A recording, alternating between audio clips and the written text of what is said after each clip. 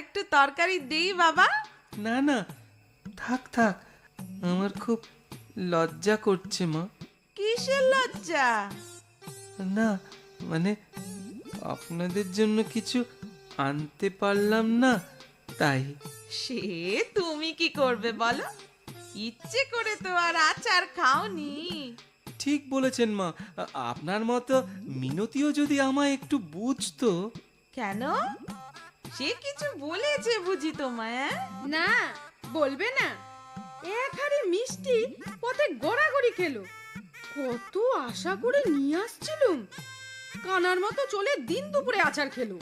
সত্যি ব্যাপারটা কিন্তু বড় বিচ্ছিরি হয়ে গেল। মা, আপনিও এ কথা বলছেন? আমি তো তোমার কথা ভেবে বলছি বাবা।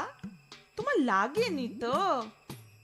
লেগেছিল, ধুয়ে দিয়েছি। আহ, ধুয়ে দিয়েছো মানে? গোবর লেগেছিল যে। ও